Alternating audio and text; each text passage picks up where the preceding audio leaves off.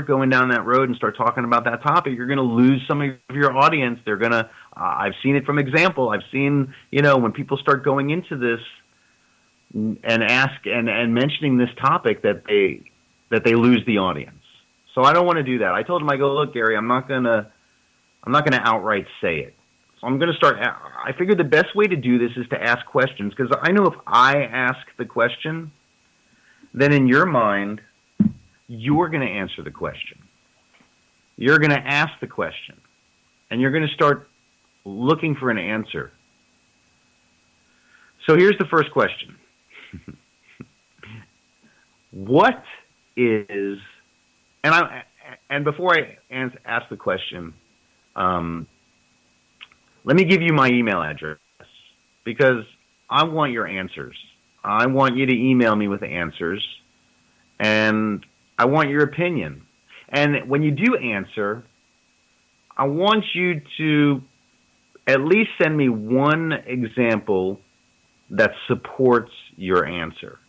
I mean, you can say anything that you want, and you can answer in any which way you feel and what you believe is the truth. But if you're going to, I at least ask for you to send me some supporting information, something that proves your belief or proves your answer or proves your theory. And I have a feeling that when I ask this first question, it's not going to be as easy to prove your answer as you might think, because you've been indoctrinated into a way of thinking and into a specific paradigm that very probably, very likely, is not actually the truth. So, the first question: what is the true shape of this Earth domain in which we are living? Now, I've looked for the answer. I went out and I started looking for the answer to prove to myself what I had been taught. And I thought it would be easy. But it hasn't been easy at all. In fact, I was not able to answer. I wasn't able to find anything to support what I originally was indoctrinated to believe is the shape of the Earth. I mean, for years, think about it, guys. For years, you've been sent to education centers, or as many awakened souls are now calling them, indoctrination centers. I mean, if you go out on Facebook and Instagram and YouTube, there's a lot of memes out there, signs and PowerPoint slides and documentaries that are saying that we're not being educated, we're being indoctrinated. And those indoctrination centers, inside each of one, whenever you go into a school, a college, there's a globe of the Earth in each of them. And those globes didn't appear until about 500 years ago, when we switched over to a globe Earth model or theory from a non-globe Earth theory. And in science class, they tell you that the Earth is a spinning sphere, spinning at 1,000 miles per hour. That's what science says. I've looked up the facts. You can look it up. Just go on Google. I think right now, everyone in the world is only as good as the information they can get on Google. I mean, ask yourself this: when's the last time you went to a library? Who goes to a library anymore? I mean, unless you just want to go there and get some quiet time. But for the most part, if you have a question that you want to answer, you pull up your smartphone or you go on your computer, and really everything's going to smartphones now and smart devices, not even PCs anymore, and you go and you pull up Google or your favorite search engine, and I would say probably 90% of everybody is using Google, and you rely on Google. You're not going to a library. You're not phoning a friend. You're not calling a scientist. Actually, I have called scientists. I called the Jet Propulsion Laboratory, and I asked them. About 4 years ago, I even videoed it. It was 2015, and I was finishing up editing one of my movies, Hollywood and Vine, and I wanted to start the movie off out in space, looking down at a globe Earth spinning at 1,000 miles an hour on its axis, And I called the Jet Propulsion Laboratory out near Pasadena, California, while I was living in Hollywood, and I talked to one of the main guys there who gives permission to use footage and pictures and things like that. And I told him, I go, hey, I'm a filmmaker here in Hollywood, and I just finished a movie, and I'm editing it, and I want to start the movie out with a video of the Earth out in space spinning on its axis, and then I want to kind of drill in and then kick off the movie right there in Hollywood, out in the valley on the north side of the Hollywood Hill where the movie kicks off. And the guy from the Jet Propulsion Laboratory told me that we have no such footage because we have never been out of low Earth orbit. He said that. I recorded it. If you go on YouTube, you can just type in my name, and you'll see the video out there where I posted that a JPL NASA representative states that we've never been out of low Earth orbit.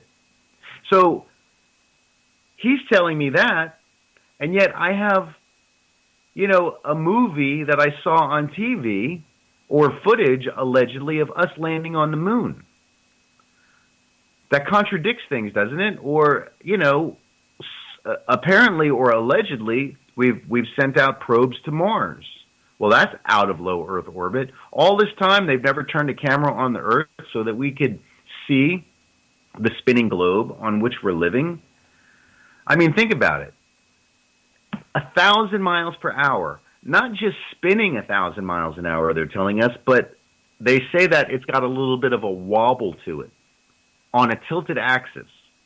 1,000 miles per hour, spinning, wobbling, and zooming through a vacuum of space at hundreds of thousands of miles an hour. Does it feel like it? Does it feel like it? If you go stand outside, and I'll wait. Everybody, get up. Go outside. No, I'm just kidding. Don't go anywhere. I want you to stay tuned in here to nightdreamstalkradio.com.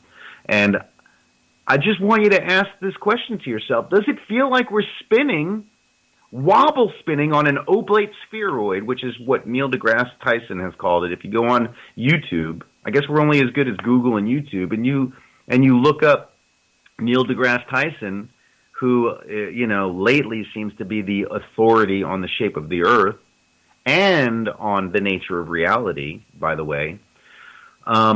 He says we're on an oblate spheroid, which is not really perfectly round, but more wide at the middle and flatter at the top and bottom of the poles. But yet, when you look at pictures that NASA gives us of the Earth, it's not an oblate spheroid. In fact, I've never seen an oblate spheroid picture of Earth. I've only seen this one picture that NASA has been putting out for decades now that tells us we're living on this big blue marble. I mean, think about TV when you were a kid. Anybody remember the big blue marble? Do you? Think about it. They've been showing you pictures since you were a kid of what they're telling you that you're living on. 1,000 miles an hour, spinning, wobbling, zooming through a vacuum of space. And it doesn't feel like it. It doesn't feel like it to me. Does it feel like we're on an oblate spheroid wobble spinning at 1,000 miles per hour? I challenge each of you listening to step outside of your paradigm and look for real, true evidence that we're on a planet that's wobble spinning at 1,000 miles per hour in a vacuum, in space, around a giant fireball. Look up in the sky.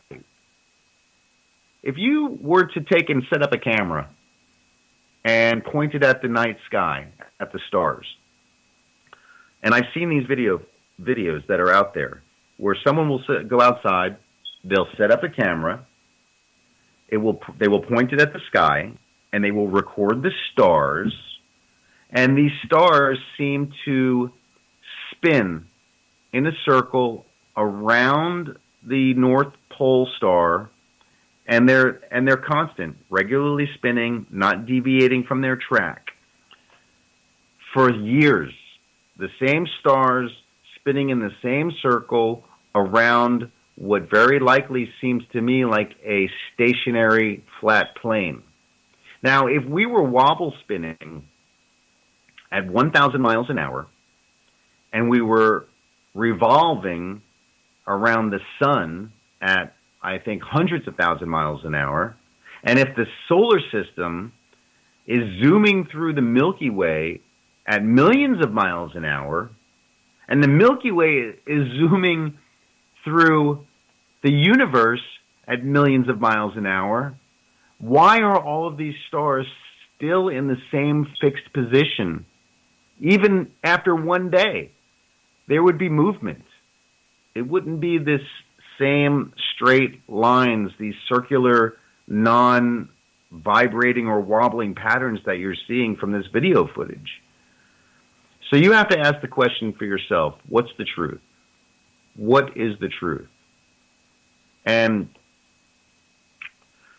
when I started waking up to the truth and I decided to jump out of the Department of Defense world into the entertainment business and get into what's the true nature of reality, what's the solution to end war and poverty, it changed my life. So I want you also to consider that as an audience member. If you're going to tune in each show and you're going to start asking these questions with me and you're going to start replying with answers, be ready for your world to change. So if you're going to email me, I want you to email me at farnham.ronald@gmail.com. farnham.ronald@gmail.com. It's spelled FARNHAM .Ronald, RONALD, @gmail.com. I'm hoping I get thousands of answers, and I'm going to start posting those answers, and I'll start sending them to Gary, and I'll let him know, hey, we have audience participation here. We got people who are listening, who are tuning in, who want to find out the truth, who want to get closer to the truth about the nature of reality. And let me go back and talk about Neil deGrasse Tyson for a minute. Not only, and you guys are going to find this interesting, and I want you to go find this on YouTube, because I watched this 2-hour presentation. In 2016, Neil deGrasse Tyson hosted the Isaac Asimov debate. Every year, the science community, the top scientists and theoretical physicists from around, I'm sorry, I don't mean to say around, I mean across Earth. And listen, I'm indoctrinated too. I'm trying to break out of this paradigm also. So I'll still say things like around the world or, across the globe. In fact, I even have that terminology in my movie Hollywood and Vine. I was talking to somebody about that. I started making Hollywood and Vine. I started writing it in 2012 when I was living in Hollywood, and back then I wasn't even aware of some of the indoctrination that I had been put into. So in 2016, Neil deGrasse Tyson hosted that debate. And the question was, are we living in a simulation? Now, you can go out there and you can find it. Just type in on YouTube 2016 Isaac Asimov scientific debate. And the question is, are we living in a simulation? Now, the brightest minds across Earth, the brightest theoretical physicists and scientists got together and discussed it. And in the end, and spoiler alert, but the whole point of what I'm saying here is to tell you this. In the end, their conclusion was that they cannot prove that we are not living in a simulation. They cannot prove that we are not living in a simulation. Let me say it one more time. The brightest scientists, theoretical physicists, came together with the question, are we living in a simulation? And they cannot prove we're not living in a simulation.